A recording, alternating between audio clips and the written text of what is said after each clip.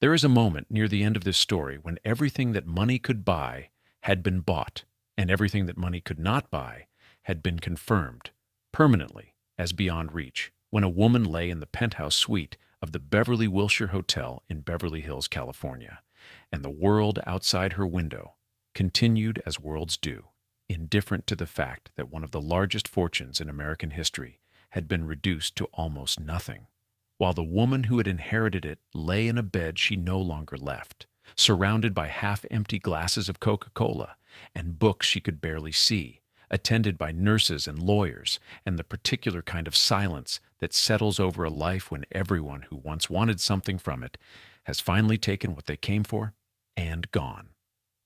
Barbara Woolworth Hutton died on May 11th, 1979. She was 66 years old. The cause was a heart attack, though the deterioration that produced it had been building for decades, compounded by anorexia, alcohol, prescription drugs, and something less clinical but no less lethal, which was the slow and complete collapse of a reason to continue.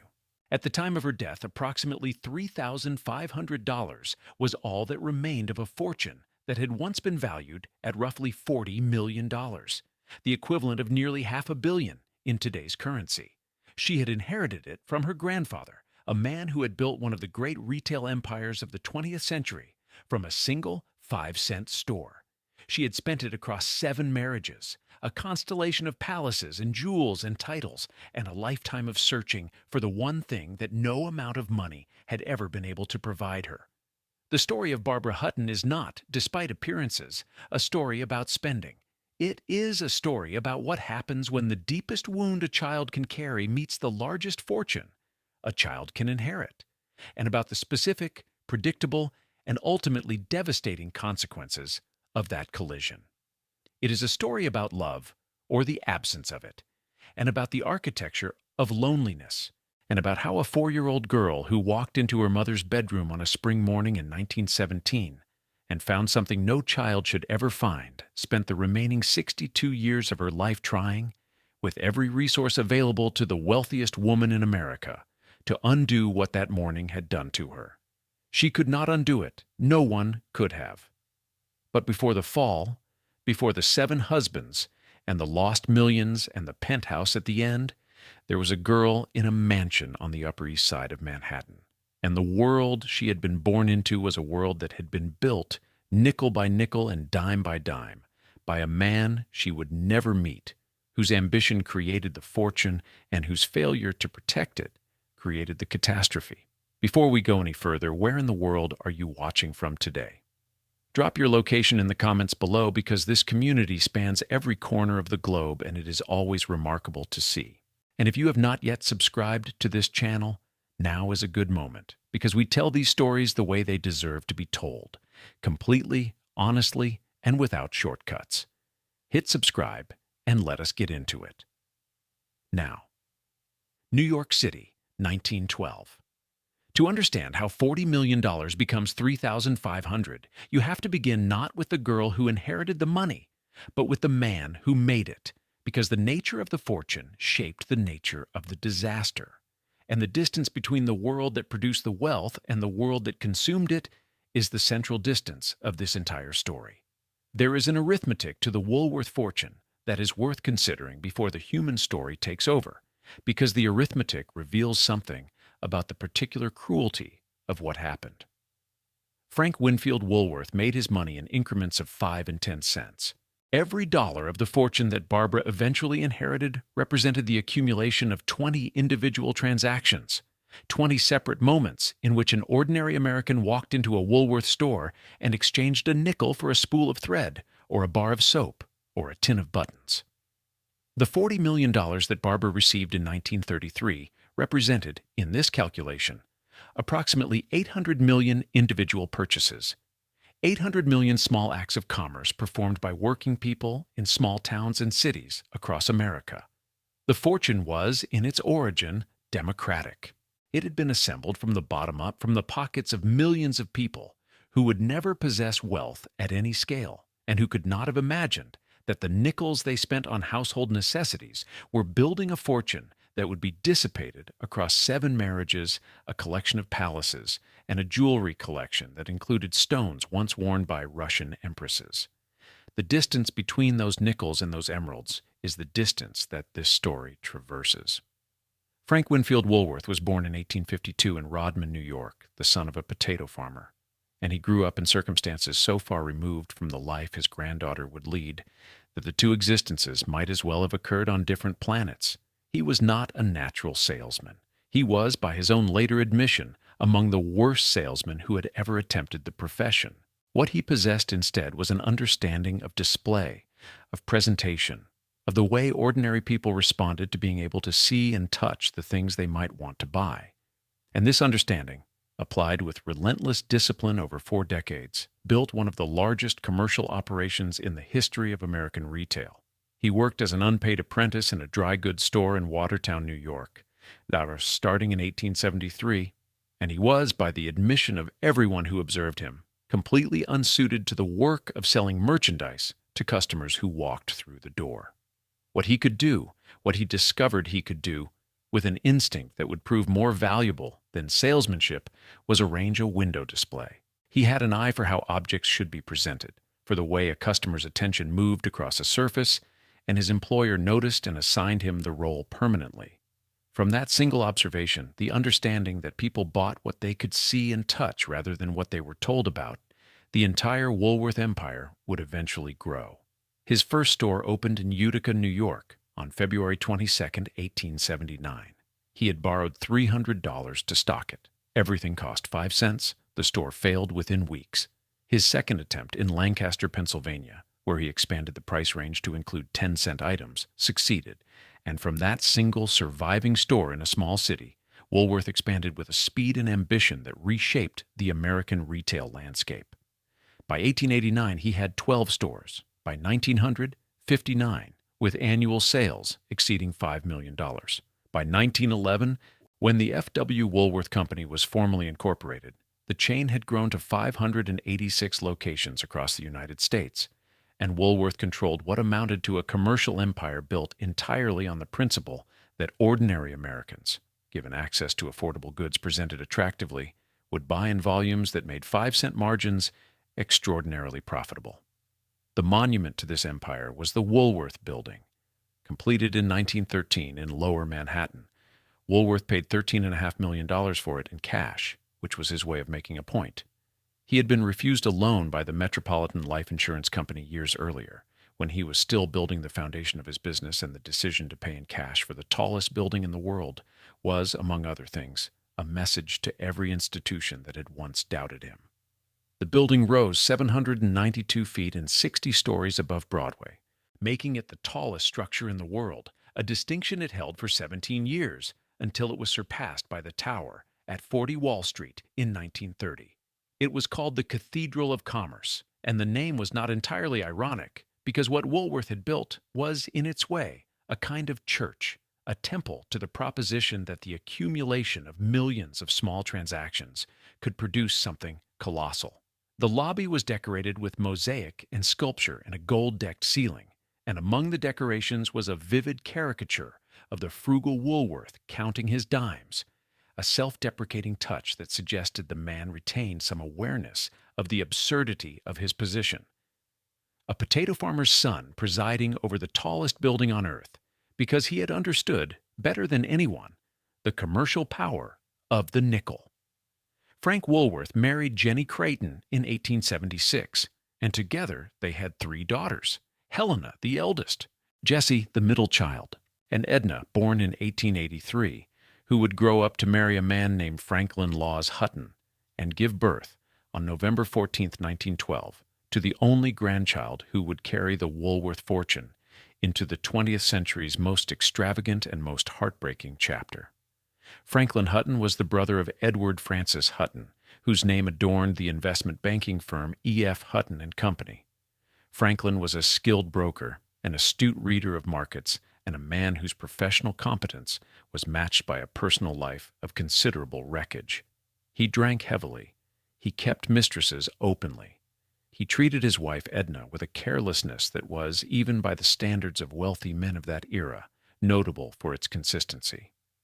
The household that Barbara was born into was a household of extraordinary financial resources and extraordinary emotional poverty, a place where the machinery of wealth operated with precision and the machinery of love had never been properly assembled. But the woman who was supposed to be the bridge between the Woolworth fortune and the girl who would inherit it, Barbara's mother Edna, was already disappearing.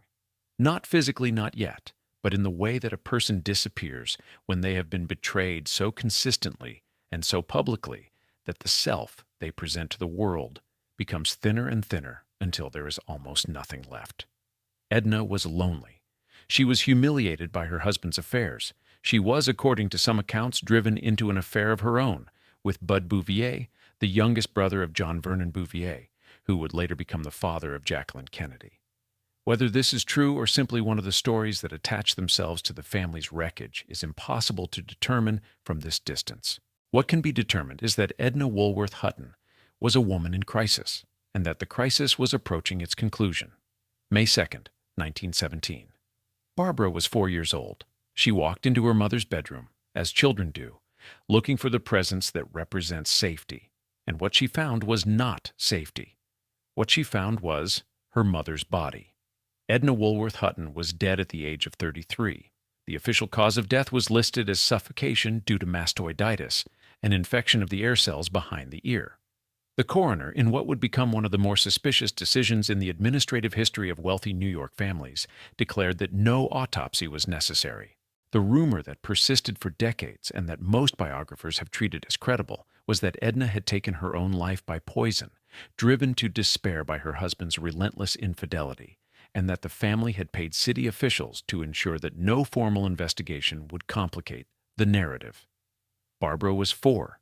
She had found her mother's body, and the world that she would spend the rest of her life navigating, the world of immense wealth and desperate loneliness, and men who wanted what she had, rather than who she was, began in that bedroom on that spring morning, with the discovery that no amount of money, no palace in Tangier, no emerald tiara that had once belonged to Russian royalty, no marriage to a prince or a count, or the most famous movie star in the world, would ever be sufficient to repair. The specific psychological damage that this kind of early loss produces has been studied and documented extensively. A child who loses a parent before the age of 5, particularly through sudden or violent death, and most particularly when the child is the one who discovers the body, carries a wound that reorganizes the entire architecture of their emotional development. Trust becomes conditional.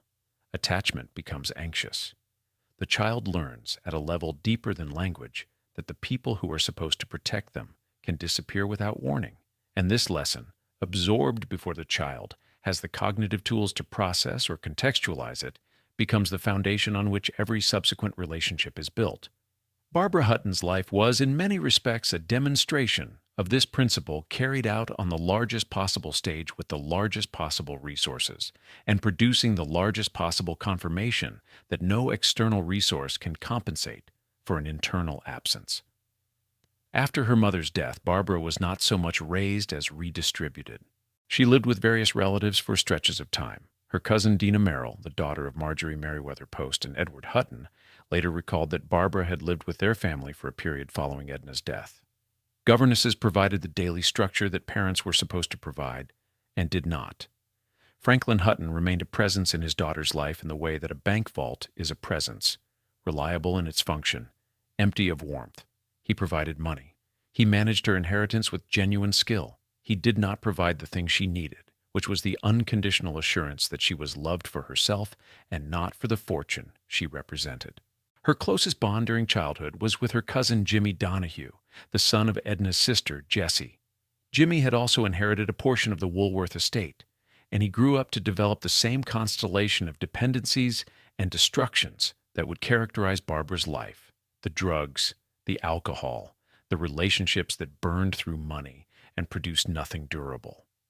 The two of them recognized something in each other: the particular isolation of children who possess everything the world values, except the thing that children actually need, and their bond endured even as both of their lives spiraled in directions that no amount of inherited wealth could stabilize. Barbara attended Miss Hewitt's classes, now the Hewitt School, in New York's Lenox Hill neighborhood. She later attended Miss Porter's School for Girls in Farmington, Connecticut. She was by all accounts an introverted child who had limited interaction with children her own age, not because she was unkind, but because the combination of her wealth, her loss, and her early formation had produced a person who did not know how to trust that anyone's interest in her was genuine. Other children knew who she was. Other children's parents knew who she was. The awareness preceded every friendship, every interaction, every attempt at the kind of normal childhood connection that most children take for granted, and that Barbara, carrying the weight of the Woolworth name and the absence of the mother who should have helped her carry it, found perpetually out of reach. She was guarded because the world had taught her, at 4 years old, that the people she depended on could vanish, and no one in the years since had taught her otherwise. The butler who served in the Hutton household reportedly told her, when she was 9 years old, that someday she would be the richest girl in the world, and that all it would mean was that somebody would want to marry her for her money. It was the most honest thing any adult in her life had said to her. She was too young to understand it as a prophecy. 7 years after her mother's death, when Barbara was 12, her grandmother Jenny Woolworth died and bequeathed her $26.1 million. An additional $2.1 million in Woolworth stock from her mother Edna's inheritance was placed in a separate trust. Both trusts were administered by Franklin Hutton, and whatever his failures as a father, his performance as a financial manager was exceptional. He read the markets with the precision of a man whose professional reputation depended on it. And when the stock market crashed in October of 1929, Franklin had already moved his daughter's assets to safety. By the time Barbara reached her 21st birthday in 1933, the inheritance had grown to approximately $40 million, a sum so large that during the depths of the Great Depression, when millions of Americans could not feed their families, Barbara Hutton possessed more personal wealth than the annual budgets of most American cities. But before the fortune formally became hers, there was the matter of introducing her to society, and the introduction that her family arranged became the first public event in what would be a lifetime of public events that the American press would cover with a combination of fascination and contempt that never quite resolved itself into either. On November 14, 1930, Barbara's 18th birthday, she was given a debutante ball at the Ritz-Carlton Hotel in New York City. The guest list included members of the Astor family and the Rockefeller family. The entertainment was provided by Rudy Vallee and Maurice Chevalier. The cost was $60,000, which in 1930, a year when breadlines stretched for blocks and unemployment was climbing toward 25%, was not merely extravagant but obscene, at least in the eyes of a public that was already developing a complicated relationship with the visible displays of wealth that the Depression had made politically toxic. Outside the hotel, men sold apples on street corners for a nickel. Inside the hotel, a girl whose fortune had been built on the sale of goods at that same price danced with the scions of American aristocracy to the music of the most expensive entertainers available. The juxtaposition was not lost on anyone, and the press, which had been waiting for an opportunity to turn the Woolworth fortune into a story about American inequality, seized on the event with a thoroughness that would define Barbara's public image for the rest of her life. The press responded with the nickname that would follow Barbara for the rest of her life. They called her the poor little rich girl, a phrase that began as mockery and became, with the passage of decades and the accumulation of disasters, the most accurate description anyone ever gave her. The backlash was severe enough that her family sent her to Europe to escape the onslaught of coverage, but the coverage did not stop because Barbara Hutton had become, at 18, exactly the kind of figure that the American press of that era was perfectly designed to both elevate and destroy. A young woman whose wealth made her fascinating and whose vulnerability made her available. She returned to the rhythms of an education that was excellent in every measurable way and useless in the one way that mattered most. Miss Hewitt's had given her manners and social graces. Miss Porter's had given her polish and the appearance of confidence. What neither institution had given her, because no institution could, was the ability to distinguish between a person who loved her and a person who loved what she possessed. That ability requires a foundation that is built in early childhood by parents who demonstrate through presence and consistency that the child's worth is not conditional. Barbara had never received that demonstration. The foundation had never been built. And on that absent foundation, the largest personal fortune in America was about to be placed. In 1933, Barbara Hutton turned 21 and gained full control of the $40 million inheritance. One of her first acts was to give her father, Franklin, $5 million as a thank you for his years of financial stewardship, a gesture that was simultaneously generous, poignant, and revealing, because it suggested that even at 21, Barbara understood that the primary language of her relationship with her father was money, and that gratitude, in their world, was best expressed in the currency that both of them understood. The fortune was hers. The world was watching. And the first of the men who would take it from her was already waiting. The Mdivani family had fled the Republic of Georgia in 1921, when the Soviet invasion made their continued presence in Tbilisi untenable.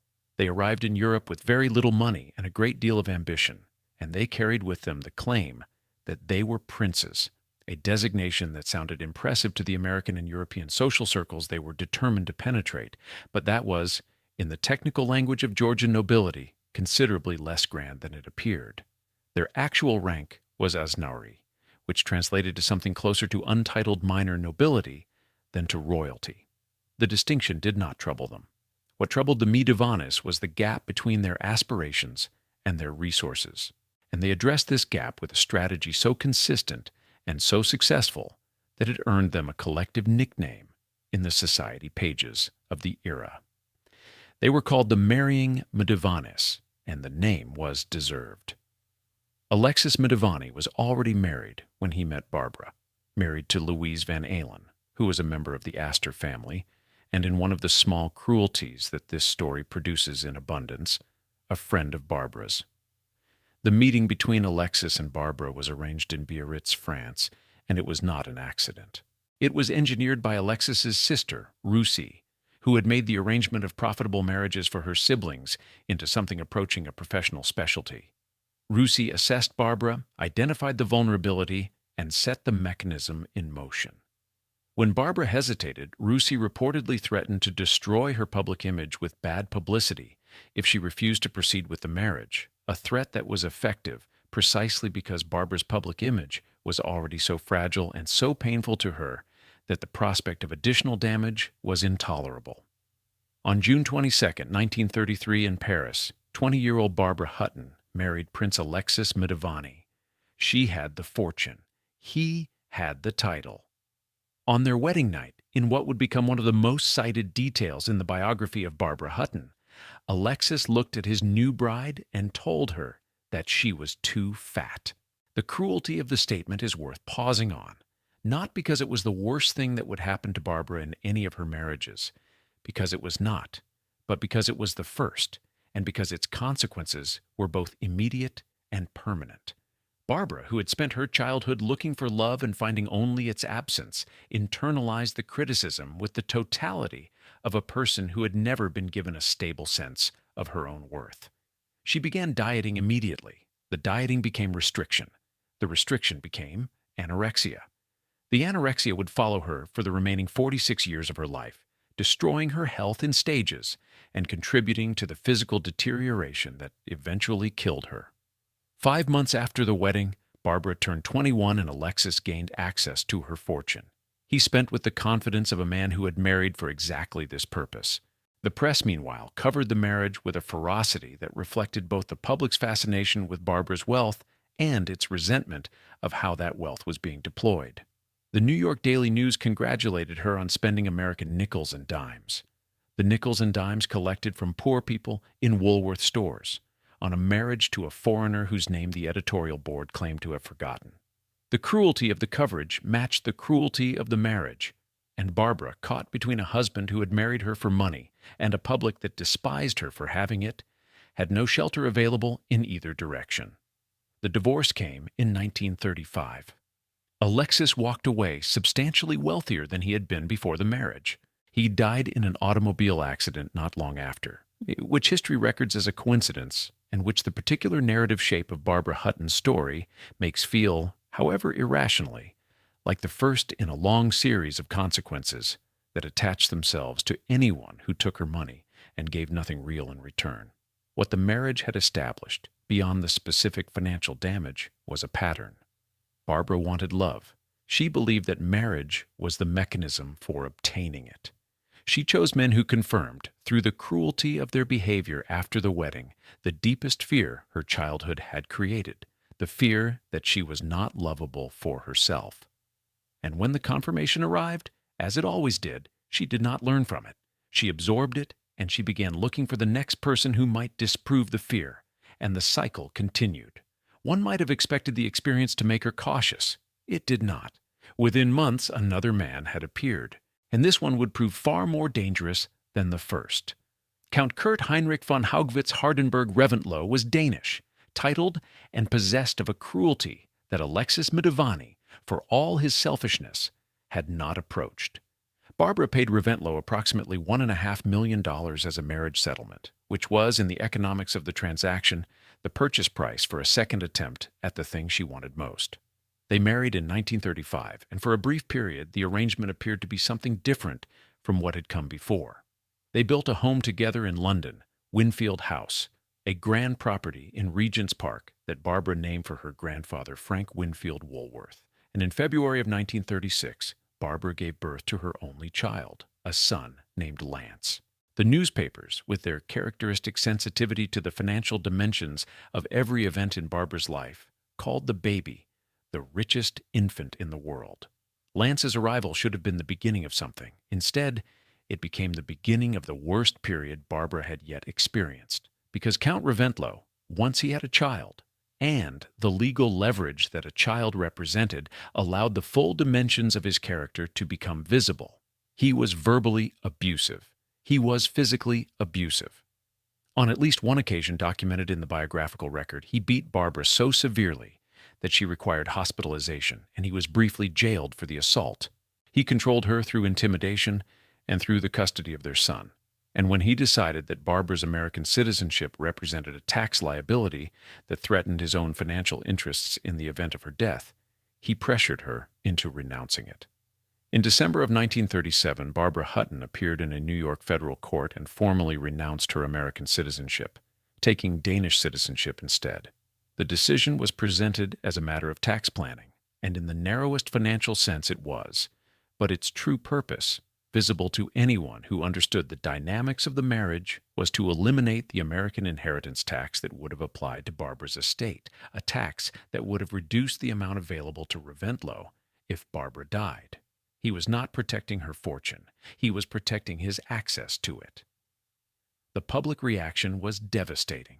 Walter Winchell, who had made the denunciation of the wealthy and the famous into a form of national entertainment, attacked Barbara on his radio broadcast, calling her society's most outrageous child.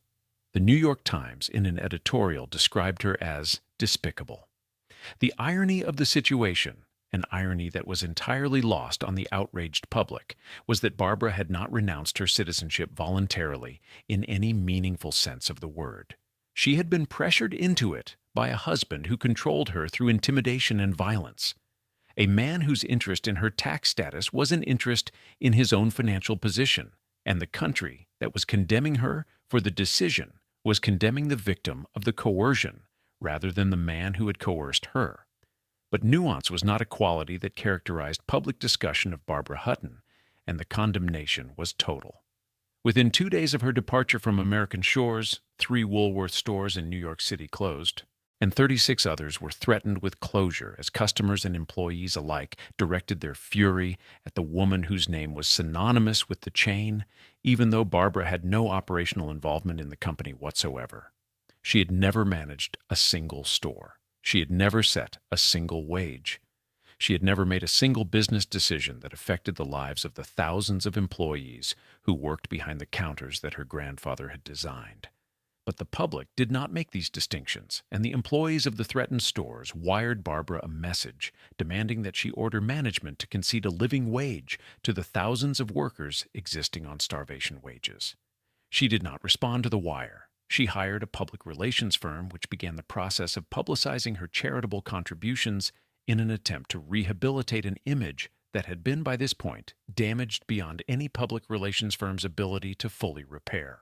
The divorce came in 1938, and it was bitter in every dimension. The custody battle over Lance, which would continue for years, became the most painful consequence of the marriage, because Reventlow understood that the child was his most effective weapon and wielded custody accordingly.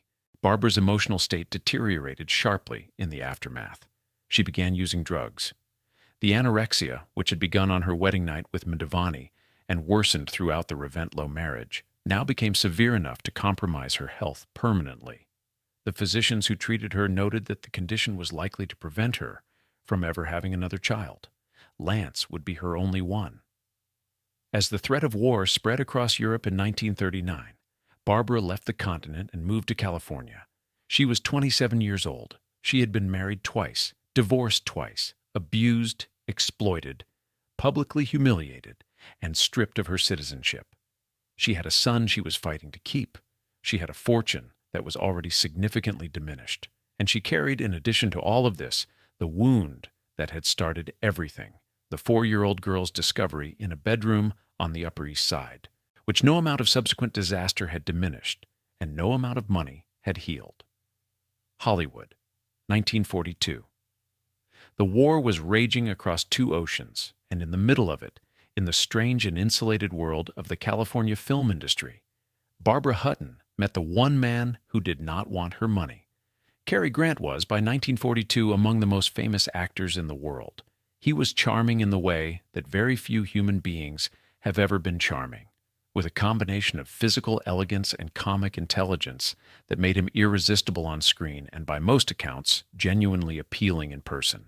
He was also, crucially, wealthy in his own right.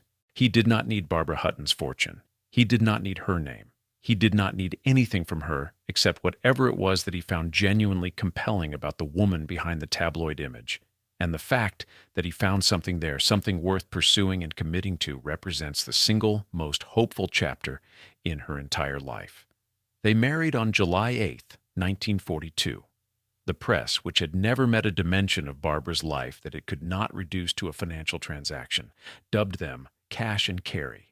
The nickname was clever and cruel in the specific way that headlines are clever and cruel, reducing a genuine human relationship to a pun about money.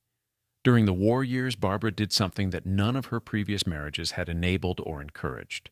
She contributed, she donated money to the Free French Forces. She gave her private yacht to the Royal Navy. She used her public profile to sell war bonds, appearing at events and leveraging the very fame that had previously been a source of nothing but humiliation into something that generated, for the first time in her adult life, positive press coverage. The war gave her a context in which her wealth could be useful rather than merely controversial, and she responded to that context with a generosity that was, by all accounts, genuine. The marriage to Grant was the closest Barbara came to the thing she had been searching for since childhood. Grant appeared to care for her. He tried to make the marriage work. When difficulties arose, he enlisted mutual friends, including the designer Oleg Cassini, to intercede on his behalf, asking Cassini to serve as a peacemaker and to encourage Barbara to be reasonable. The effort suggested a man who valued the relationship enough to fight for it, which was a quality none of Barbara's previous husbands had demonstrated. Grant brought to the marriage a stability and a self-sufficiency that should have been, in theory, the antidote to the pattern that had destroyed her previous relationships. He was not taking from her. He was not performing affection in exchange for access to her fortune.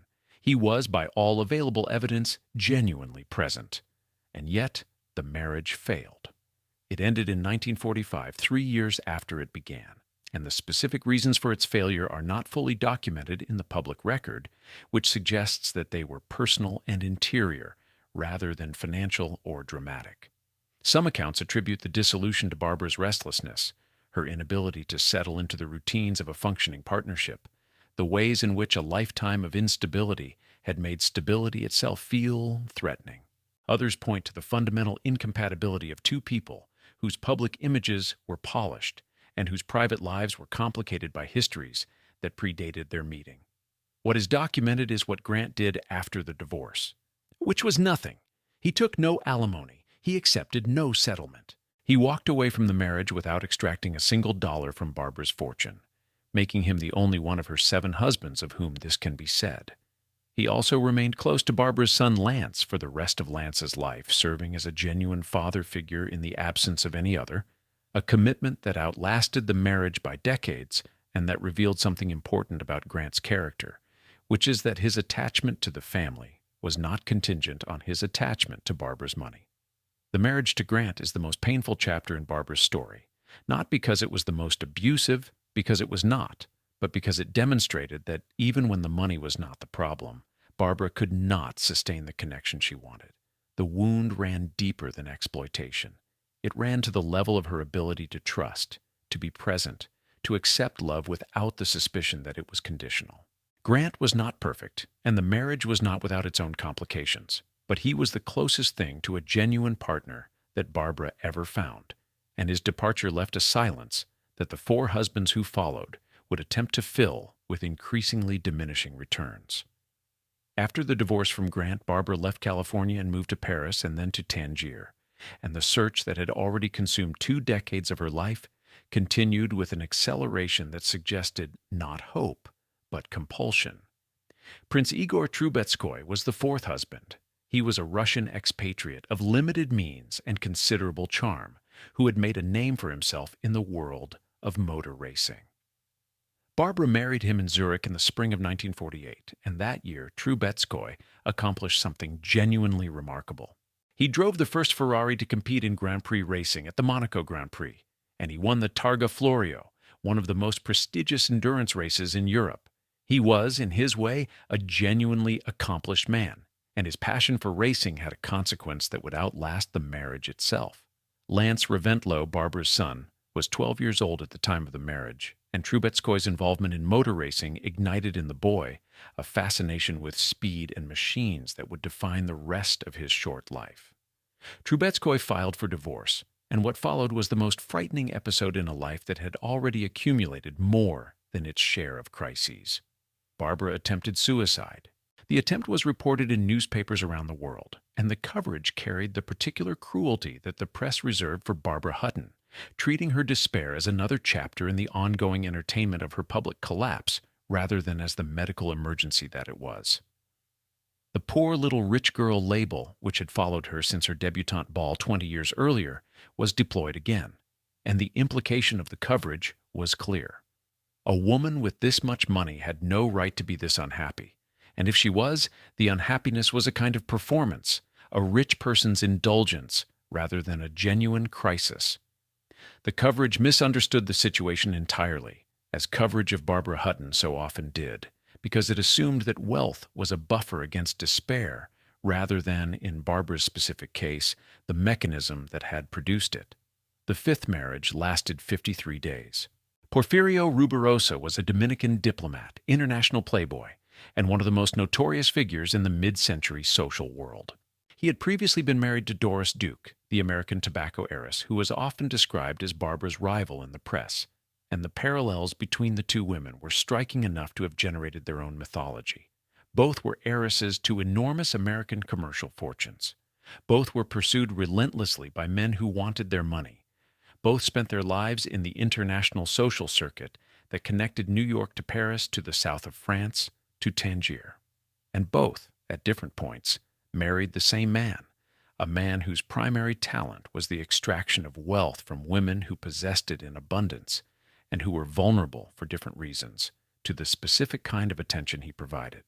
Duke had given Rubirosa sports cars, polo ponies, a plantation in his native Dominican Republic, a 17th-century home in Paris, and $25,000 a year for life. Barbara would prove no less generous and no less poorly served by the generosity. The fact that Barbara married a man who had already extracted wealth from the other wealthiest woman in America suggested either a lack of awareness that bordered on the clinical or a compulsion so powerful that it had overwhelmed whatever capacity for self-protection she might once have possessed. They married on December 30th, 1953. Rubirosa continued his affair with the actress Zsa Zsa Gabor throughout the marriage. A journalist covering the ceremony wrote that the bride, for her 5th wedding, wore black and carried a scotch and soda. The marriage ended on February 20th, 1954. Barbara gave Rubirosa $3.5 million and a converted B-25 bomber as part of the divorce settlement, which was, as financial transactions go, among the more unusual in the history of American divorce. The sixth marriage was, in Barbara's own words, the love of her life, and its failure was therefore the most devastating in a different way from the others. Baron Gottfried von Cramm was a German tennis champion, an old friend, and a man of genuine distinction. Barbara fell in love with him in a way that those who knew her described as total and consuming. They married in 1955, and for a time the marriage appeared to offer something that none of the previous five had provided: a partnership based on genuine mutual affection rather than on the exchange of money for titles or attention. The problem was that von Cramm was attracted to men. Barbara knew this, or came to know it, and convinced herself that her love would be sufficient to change what could not be changed. It was not sufficient. Over the 5 years of the marriage, von Cramm continued to have affairs with men, and the gap between what Barbara wanted the marriage to be and what it actually was widened until the marriage could no longer contain it. They divorced in 1959. Actor Cliff Robertson, who knew Barbara in her later years, recalled that she once told him von Cramm had been the love of her life. The statement was heartbreaking in its specificity, because it meant that the one person she had loved most deeply was the one person who had been constitutionally unable to return that love in the form she needed. The seventh and final husband was Prince Pierre Raymond Don Vin na Champassak, a Vietnamese-born artist whose princely title Barbara purchased for him from the former royal family of the Kingdom of Champassak, located in what is now Laos. The act of buying a title for the man she was marrying, of literally purchasing the aristocratic credential that her previous husbands had at least claimed to possess on their own, represented a kind of terminal honesty about what these marriages had always been, which was transactions in which Barbara provided the money and the men provided the appearance of the love and status she craved. The marriage lasted from 1964 to 1966. After the final divorce, Barbara's advisors arranged a legal separation agreement that was specifically designed to prevent her from marrying again. The mechanism of protection came not from within Barbara herself, who had demonstrated across 3 decades and 7 marriages that she could not protect herself, but from the professionals whose job it was to manage what remained of the Woolworth fortune, and who had concluded correctly that the greatest threat to that fortune was the woman who owned it. While his mother moved from husband to husband and continent to continent, searching for the thing she could not find, her son Lance was building something of his own, something fast and loud and dangerous, and the brief, brilliant trajectory of his life is its own necessary chapter in this story.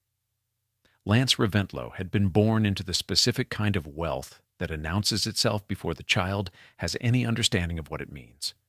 The newspapers had called him the richest baby in the world, and the description, while reductive, was not inaccurate. He grew up not in a family, exactly, but in a series of arrangements. His parents' bitter custody battle meant that he was shuttled between them according to legal agreements that had more to do with leverage than with love.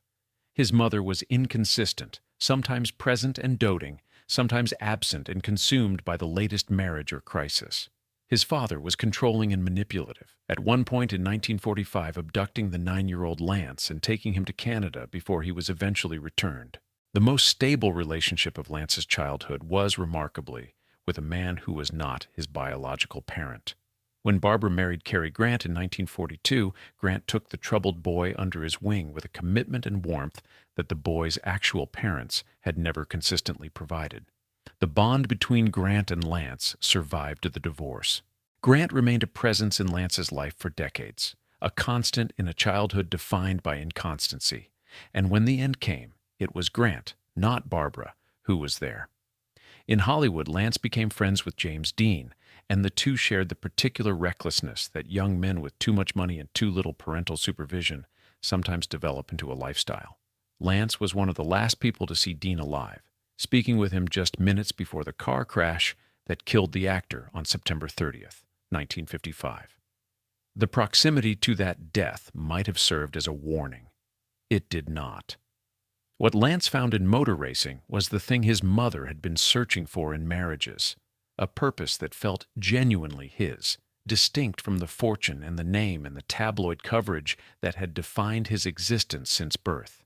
He founded Reventlow Automobiles Incorporated, hired chief engineer Phil Remington, and built a racing car called the Scarab. The car was an American machine powered by a Chevrolet engine, and it was designed to compete against the European manufacturers, the Ferraris and Maseratis and Listers that dominated international sports car racing in the 1950s.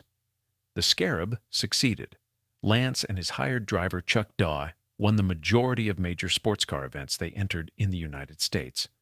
In 1958, at the International Grand Prix in Nassau, a Scarab driven by Daw defeated a field of international competitors, including Ferrari's factory team, marking the first American victory at that level in 30 years.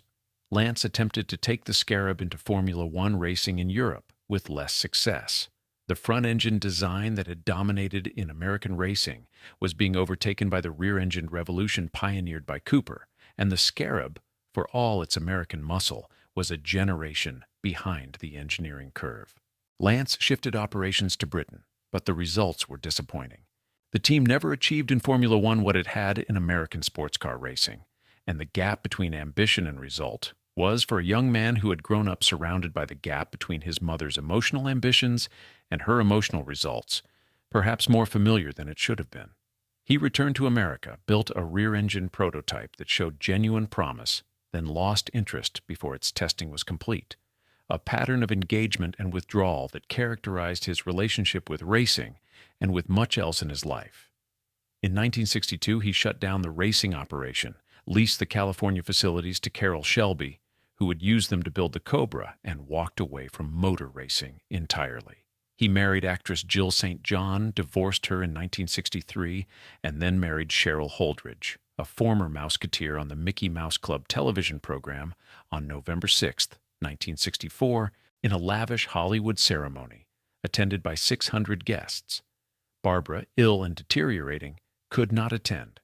She sent instead a $500,000 home on 21 acres in Benedict Canyon, because in the Hutton family, love was always expressed in the only language that had ever been consistently available. Lance settled into a quieter life. He took up skiing, polo, and flying. He maintained a home in Aspen, Colorado. He seemed, to those who knew him, to have found something approaching contentment, or at least a functional distance from the chaos that had defined his childhood. On July 24, 1972, Lance was in Aspen, scouting locations for a ski resort he was interested in developing. He was a passenger in a hired Cessna 206.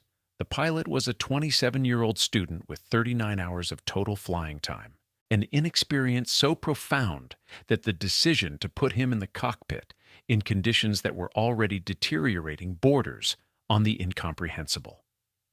A thunderstorm was building over the Rockies. The pilot flew into a blind canyon, lost visibility, attempted to turn the aircraft around, stalled it in the thin mountain air at a density altitude of approximately 13,000 feet, and the plane fell. All 4 people aboard were killed on impact. Lance Reventlow was 36 years old. Cary Grant attended the memorial service.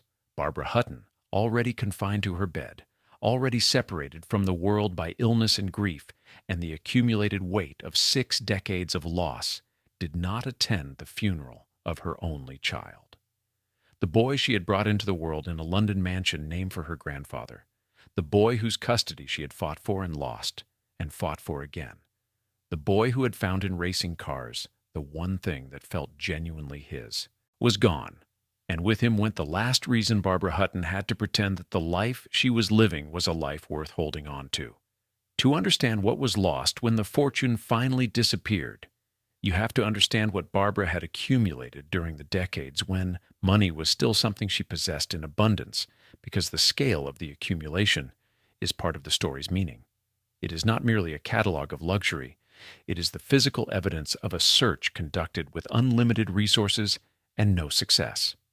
The properties alone constituted a small empire of their own. Winfield House in Regent's Park, London, the mansion she had built with Count Reventlow and named for her grandfather, was one of the finest private residences in the city. Barbara donated it to the United States government, and it has served since then as the official residence of the American ambassador to the United Kingdom. which means that a building constructed with Woolworth nickels and dimes now hosts diplomatic receptions for the most powerful government on earth. The Palace of Sidi Hosni in Tangier, Morocco, was her North African retreat, a setting that placed her in the expatriate world of artists and aristocrats who had made Tangier their refuge from the conventions of European society. Sumia in Cuernavaca, Mexico, was a Japanese-style mansion built on 30 acres of land in 1959, a property whose aesthetic ambition reflected Barbara's genuine interest in Asian art and culture and whose cost reflected the continued, and by this point accelerating, depletion of the Woolworth fortune. The jewelry collection was extraordinary, even by the standards of the era's wealthiest collectors. The most famous piece was the Vladimir tiara, a creation that traced a path through history as remarkable as any of the lives that had possessed it. The emeralds at the tiara's center had originally belonged to Grand Duchess Maria Pavlovna of Russia, wife of Grand Duke Vladimir Alexandrovich, given to her as a wedding gift by Emperor Alexander II. After the Russian Revolution, the jewels were smuggled out of the Vladimir Palace and eventually sold by the Grand Duchess's son to Cartier. Cartier sold them to Edith Rockefeller McCormick. After McCormick's death in 1932, the stones returned to market, and in 1936, Barbara Hutton acquired them. She later commissioned Cartier to transform the emeralds into an Indian-style tiara set in yellow gold and diamonds.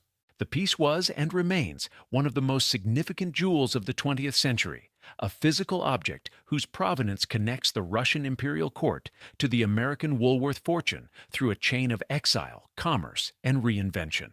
Beyond the tiara, Barbara's collection included pieces that had once belonged to Marie Antoinette and Empress Eugenie of France, important works by Fabergé and Cartier, and the 40-carat Pasha diamond, which she purchased as an unusual octagonal brilliant-cut stone, and had recut into a round brilliant, reducing it to 36 carats in the process. The decision to recut the Pasha, to sacrifice 4 carats of one of the world's most significant diamonds in order to reshape it according to her own aesthetic preference, was characteristic of Barbara's relationship with her possessions. She did not collect passively. She transformed what she acquired, reshaping it to fit an image or an impulse, in the same way that she had reshaped the emeralds of a Russian Grand Duchess into an Indian-style tiara, and in the same way, less successfully, that she had attempted to reshape each of her 7 husbands into the partner she needed them to be. Her last major jewelry purchase was a 48-carat pear-shaped diamond, acquired in 1965 for $400,000. One of the largest diamonds in the world, bought at a moment when the fortune that was paying for it was already in serious decline. She traveled with upwards of 30 pieces of luggage and a small army of personal staff. She was a loyal client of Cristobal Balenciaga, the Spanish couturier who reportedly allowed her to break one of his cardinal rules by purchasing entire collections at once. She gave lavishly to friends, to staff, and to strangers. While living in Tangier, she donated money to dozens of charitable organizations, established a soup kitchen to feed impoverished Riffians who had arrived in the city in 1945 fleeing famine in their native region, and funded a fellowship program for poor children at the American School. During the war years, she had donated money to the Free French Forces and her yacht to the Royal Navy. Her generosity was real. It was also unsustainable, and it existed alongside, and was perhaps inseparable from, the same desperate need for approval and affection that drove the marriages. The financial erosion was not caused by any single category of expenditure.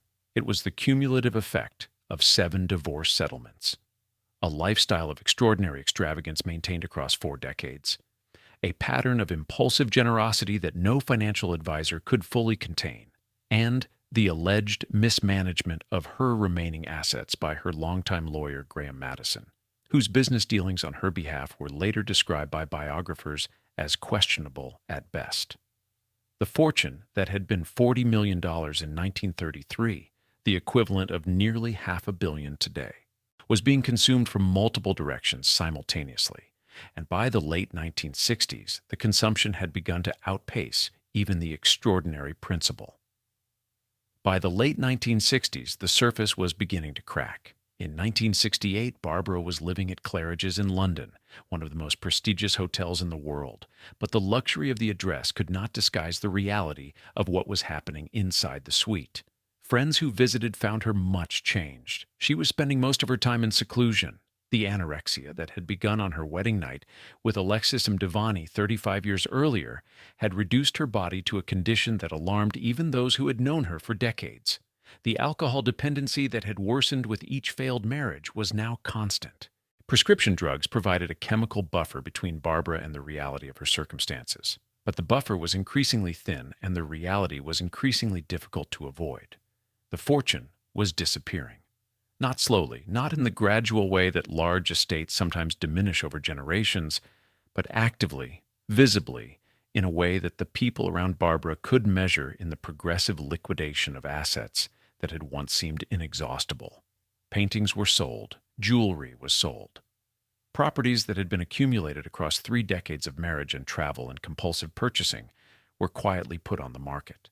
The proceeds were consumed by ongoing expenses, by the staff in the hotels and the medical care that her deteriorating health required, and by the continued, almost reflexive generosity toward anyone who showed her attention.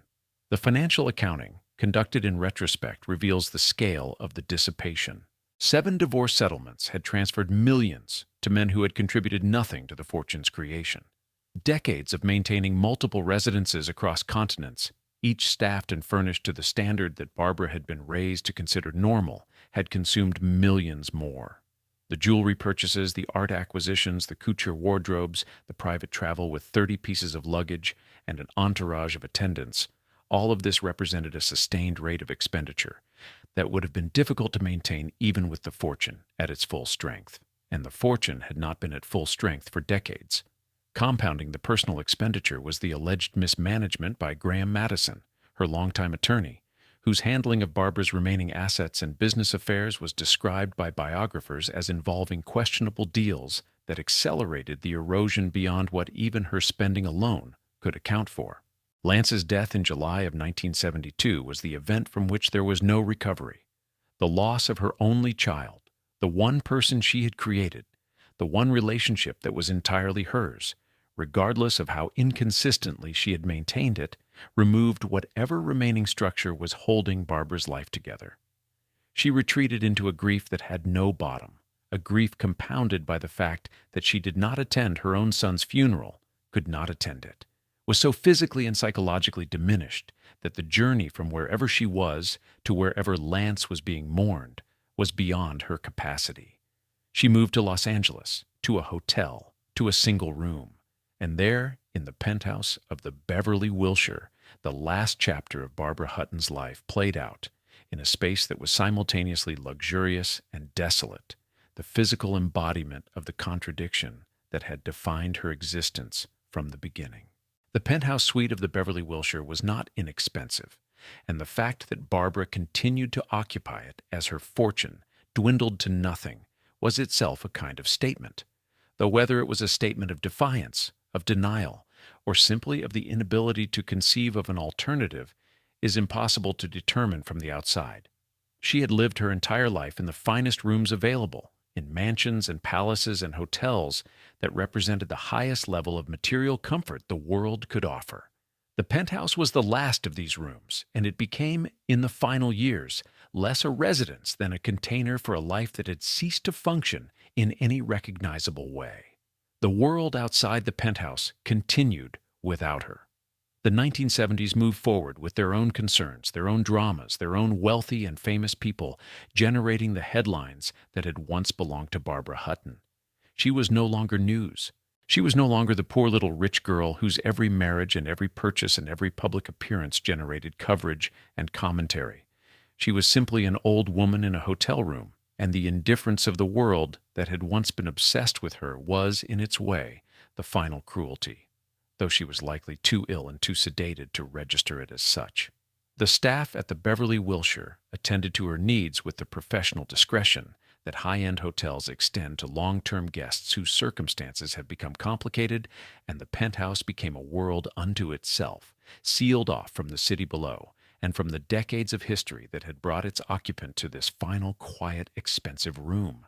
She was bedridden. She was nearly blind. She chain-smoked. She drank Coca-Cola from glasses that accumulated on the surfaces around her bed, half empty, a detail that biographers recorded because it captured, with the precision of a still life painting, the texture of her daily existence. Books surrounded her, though her failing eyesight made reading increasingly difficult.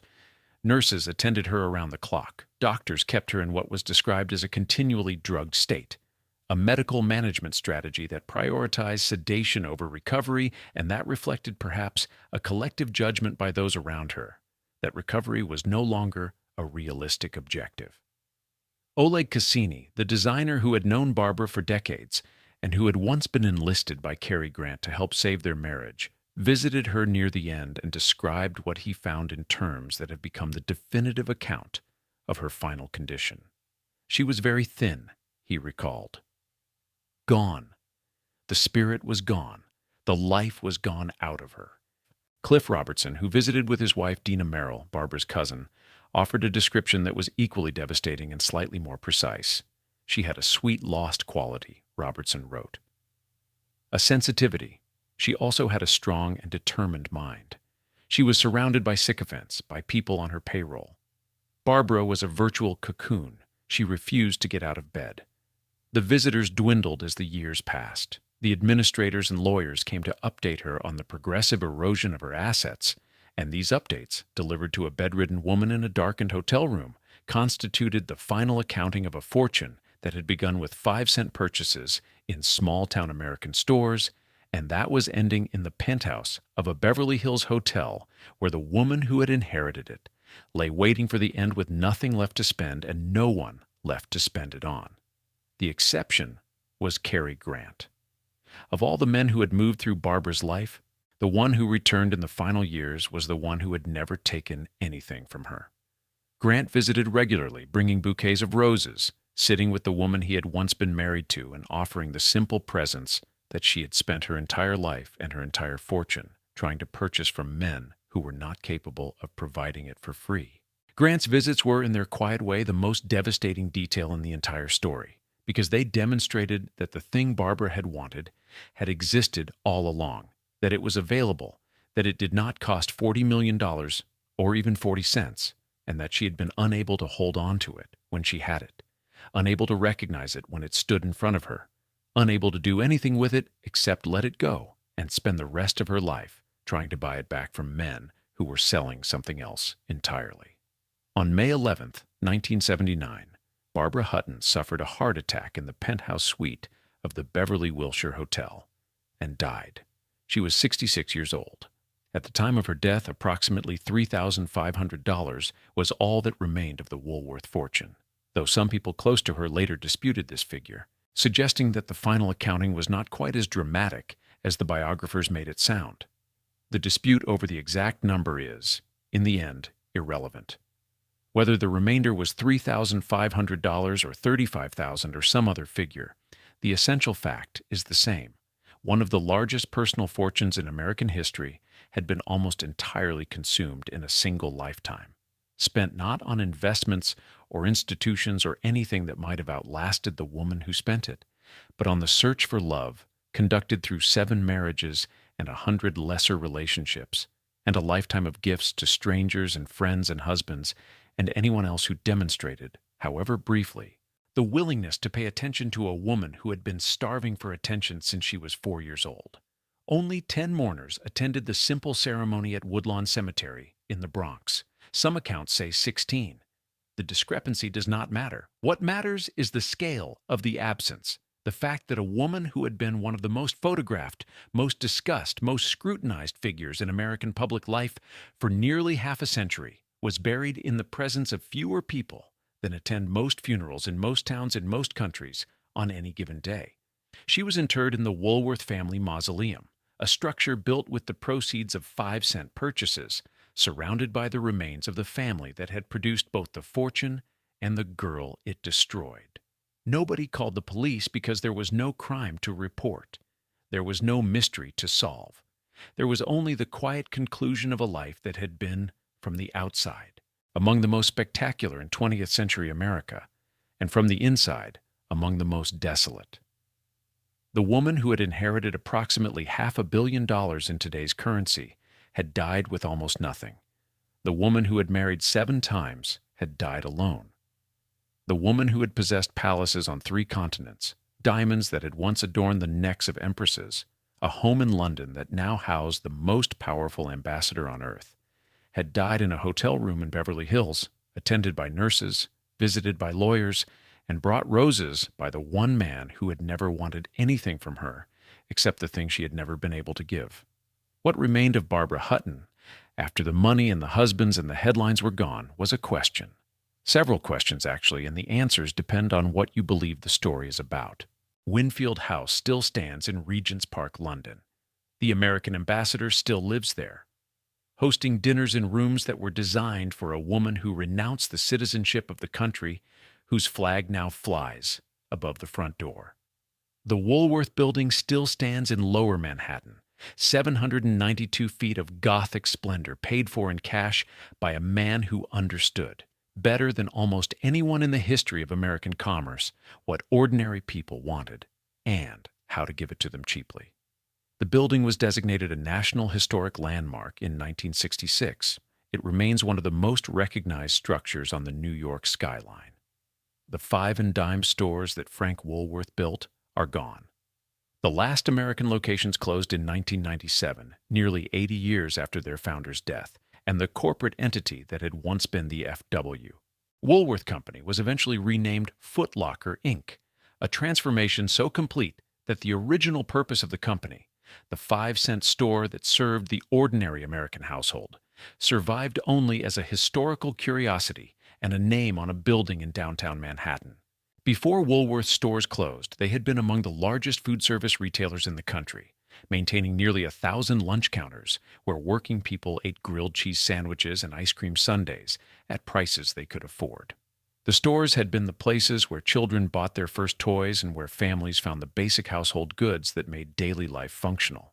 The empire had been built on the understanding that small transactions, multiplied by millions, produced something enormous.